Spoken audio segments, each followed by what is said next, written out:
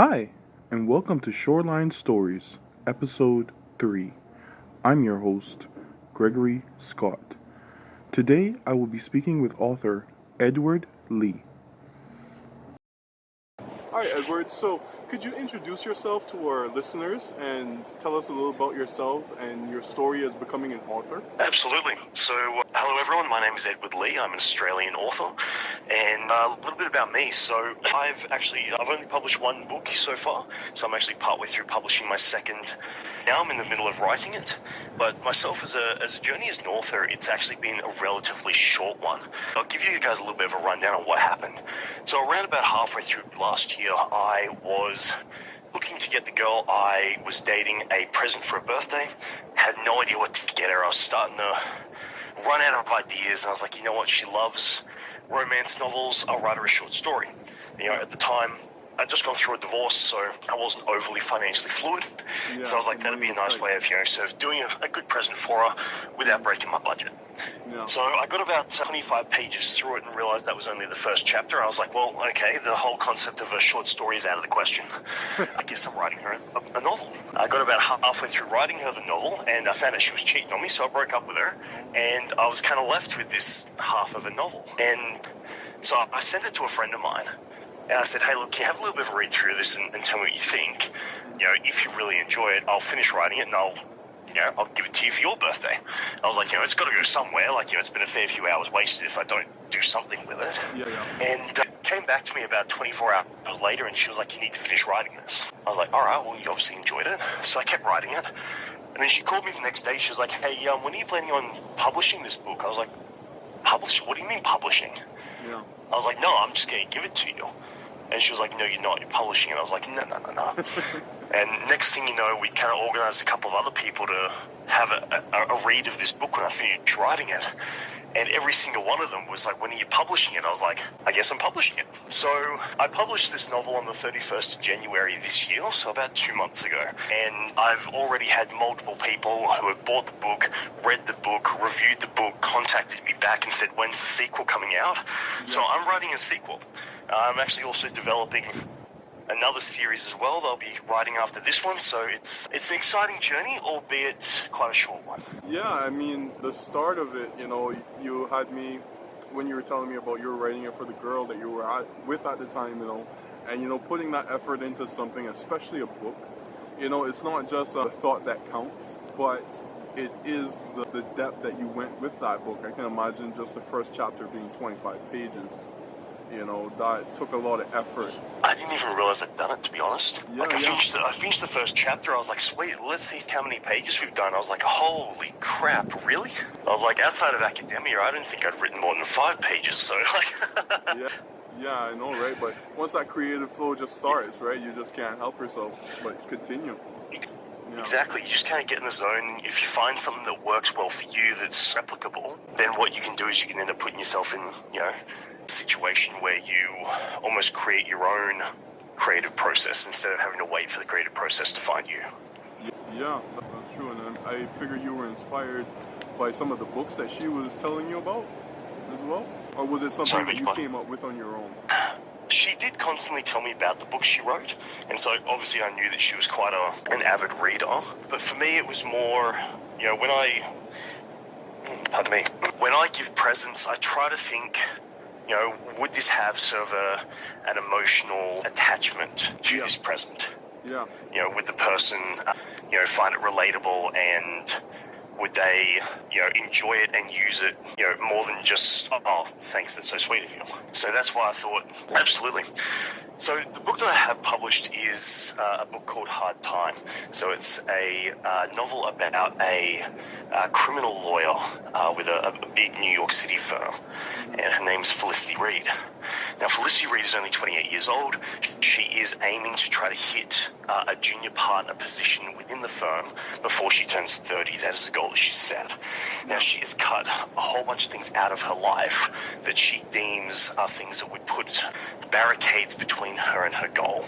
And one of the things that she has completely sworn off is any sort of romantic, sexual entanglements at all. Then she gets an opportunity to kind of step up a little bit more with the big dogs, and she gets invited to a gala that only the partners get invited to. And that's where she meets a fellow called Lance. And Lance is a sergeant-at-arms in a prominent bikie gang who oversees a whole bunch of businesses owned by this gang that her firm represents. And yeah, so that evening goes fairly well. It turns into a one-night stand, which she swears is just a one-time thing. Cleanse the palate, get it over with, get back to her goal. Turns into this secret love affair that she's hiding from work because she doesn't want her work to know that she's sleeping with a client. And then she wakes up one morning and she finds out that Lance has been arrested and presumed guilty of murder, and that she's been assigned to take his case. Oh yeah, so that's kind of like a conflict of interest right there, because you slept with the client and you have these kind of feelings for them, and then now you're the one responsible for whether they go to jail for life or not, right? Yeah, absolutely. So she's then kind of stuck in one of those, Matrix moments where, does she take the blue pill or does she take the red? And she kind of ends up, hurling herself headlong into this, action-filled adventure where she ends up being a target because she's representing Lance. Yeah. And the people who want Lance in jail now want her out of the way. But of course, she's never had anything to do with the underworld before, except for, representation in the actual courtroom. Yeah. So it's a big jump for her, and she meets some very interesting characters along the way that, both help or hinder her process. Sounds great. That sounds great. And I did get a chance to start reading the copy that you sent me. However, I didn't get to finish it before the podcast, but it was really gripping, and it pulled my attention from the first few chapters I read. Like, I'm excited to read more, but I had to get some sleep last night. That's perfectly forgivable, mate. Yeah, so I was up until like 2 a.m. this morning trying to read it through. But it was really great. I love the character development and everything in it. It was a really great story. And, I can't wait to finish reading it, and I'm excited to see why everyone is wanting this second part. Yeah, absolutely. Yeah. All right, Edward, so where are you from, and how has your hometown influenced your writing? So it's funny you ask that question, because I have a bit of a more unique situation. So I'm actually a military brat, which means my father was a Vietnam war veteran. Oh. And being in a military family and then later a family of divorce, I have moved a lot of times.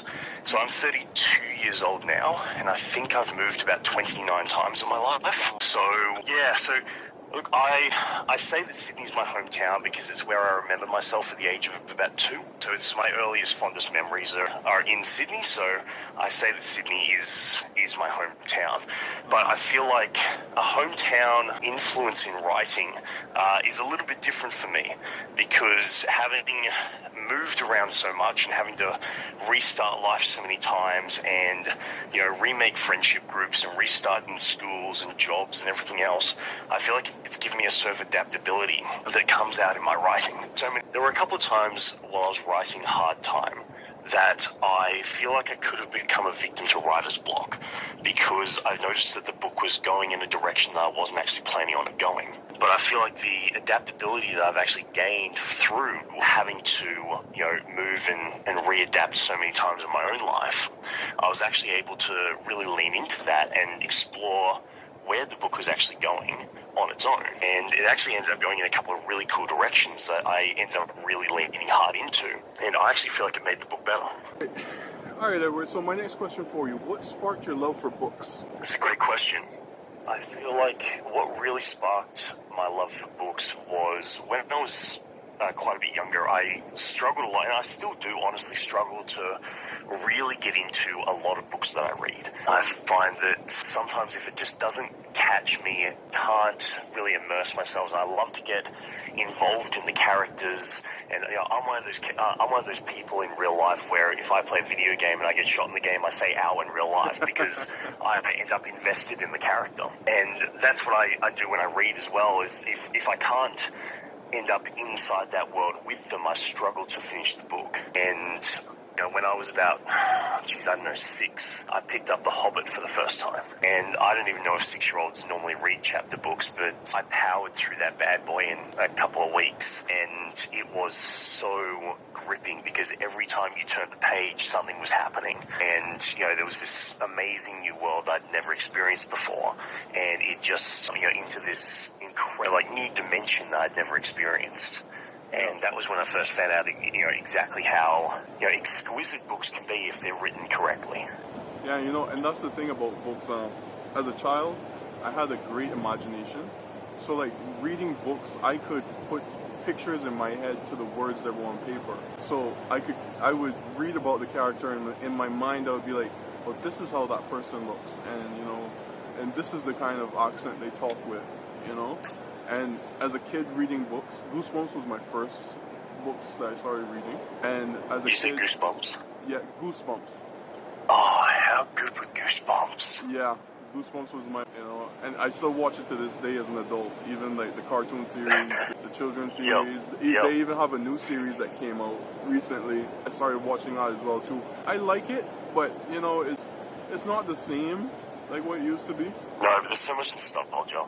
Yeah. I watched the movie the other day with Jack Black in it. Yes, I remember the movie, yeah. I watched that too. And Goosebumps will always have a special spot in my life. Yeah, they were pretty good. They were really good. I still prefer the books over the TV shows. Yeah, absolutely. Yeah. All right, Edward, so do you remember a book that you first read that really captivated you? I think probably going back to what I said earlier about The Hobbit would probably be it. But then, there were a couple, around about the same time that really did sort of, give me that urge to read more. I think Goosebumps was definitely another. There was another by an Australian author called Duncan Ball, and it was Selby the Talking Dog. And that was a big series of, 20-odd books, and they were absolutely brilliant for a young reader. Those were probably the ones that really kept in my mind as the early ones that made me enjoy reading. Edward, do you have a favorite setting or atmosphere for your writing? Yeah, absolutely I do. So, I actually have ADHD, so I struggle to do things unless I'm kind of in the zone. So the atmosphere for writing is very important for me, because if I just sit down and try to write, my mind goes everywhere and nowhere at the exact same time. Yeah. So what I like to do is I like to go into the room that I write in, my little studio, and I dim the lights a little bit, and I actually put lo-fi music on. So it's not too loud, just quietly in the background. And what that does is that gives my brain something to process in the background while I focus on the writing. And so what ends up happening is, instead of, a million thoughts running through the back of my mind, it's just the lo-fi music. Gotcha. I do a similar thing too. Sometimes I'll take a drive around and I'll take in my surroundings. And when I get home, I will sit and I'll listen to a certain type of music, just lo-fi beats like you're saying. And I find something kind of eerie, and then I'll write my horror story that I have in my mind. So I've been trying to go back over a lot of stories, because as a child I wrote a lot of stories, and trying to remember them now as an adult to put them back into books that, it's kind of a creative process, going back and trying to dig up memories of old nightmares and stuff like that, Absolutely. It's got to be something that's going to put you in the right frame of mind for the genre you're writing as well. Yeah. So, if you're going to be writing a Jane Austen style, really high class type of literature, you're not going to be listening to, rap or, heavy metal. You want to find an appropriate style of music to fit the mood that you're trying to portray in your writing as well. Put yourself in that mood, in that zone, and make everything else around you fit that setting as well. Yeah. Absolutely. All right, Edward, so my next question for you. What book do you think everyone should have in their collection? Well, I'd be crazy if I didn't use that opportunity to plug my own books. Well, there you go. Look, obviously, I think the first big one that, if you guys haven't read it, you definitely should, is the Lord of the Rings trilogy by J.R.R. Tolkien, with The Hobbit as well. So The Hobbit's actually the prequel. I do strongly recommend starting at The Hobbit and working yourself all the way through to The Return of the King. I still maintain one of the greatest literature series of all time. Yeah, you know, for me, I've noticed them between the Lord of the Rings series and the Harry Potter series. Every time I look at those books and the series and how long they are, I get so intimidated that I find it hard just to pick up one, because I know if I pick up one, it's not going to stop there. And I'm going to go through this whole line of books, you know, and time is something I can't get back, Edward. Yeah, absolutely. And I was actually going to say the Harry Potter series next. Harry Potter series. Then there's a couple of other really good ones that could potentially be looked at by people. Mm-hmm. So there's an author called Sarah J. Maas. She does a Throne of Glass series. I think it's called Throne of Glass. It's a brilliant series as well. I believe she might even be a New York Times bestseller, I think. She's a brilliant author, and that's a really good series. There's another author called David Loxton. He's got about 10 books out, and they're absolutely brilliant as well. So it also just really depends on what you're into and where you're going. But if you're wanting to really ignite, an interest in reading, and you want to sort of work with a series of books, those ones would be a brilliant ones to start with. Yeah, I agree. I've always had high recommendations about those authors and those books. It's just me personally, I find it so hard to invest in a series of books, because I try to keep up with Stephen King's books a lot, and is one of the authors that he just spills out books every year, and they're so long and in-depth that they take up majority of my reading time throughout the year. Sometimes I even go back and reread just in case I miss something, because his books are kind of like that.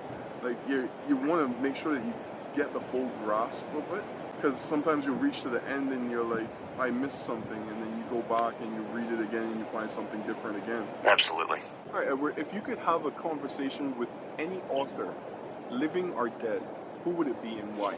Without a question of a doubt, it would be C.S. Lewis. Nice. So, are you familiar with him? No, I haven't heard any of his work before. No. So C.S. Lewis wrote the Narnia series. And I think the reason why I'd want to meet and have a conversation with C.S. Lewis is because I'm a firm believer that you should never be the smartest person in a room. Because if you are the smartest person in the room, there is nothing for you necessarily to gain from being in the room. There's a lot for you to give, but nothing to gain. And you should be able to do both. Yeah. And I feel like meeting with him, I would definitely not be the smartest person in the room, and there would be a lot to learn from that man. So from everything from his, fictional writing, which is absolutely exquisite, all the way through to his non-fiction writing, which is, his philosophy and his theological writings, are absolutely mind-blowing and such page-turners. Oh, nice. I'm going to have to look him up more in depth. I've heard the quotation before, but I never know who it came from. And you said that quote was from him, never to be the smartest person in the room. You got to leave that room and find another room, right? Yes. Yeah. So that is a good quote to live by, because you're the smartest person in the room. Most of the time you're surrounded by yes men, and they're like, yeah, what you're saying is right. Yeah, that's good. And you're like, no, that's bad. And they're like, oh, yeah, you're right. That is bad. Because and I'm a definite believer in that. That's why I try to expand my friends group all the time, because I know that there is someone out there with better ideas than me, and it's always great to learn from other people. Yeah, absolutely. All right, Edward, so what books are you currently reading? It's actually funny you ask that question. This answer is going to really surprise you. I'll explain why, but the answer is none. And the reason why is because I actually have a rule I've made for myself, is while I'm writing, I do not read. And there's two reasons for it. First reason is that any time I spend reading, I could be spending writing.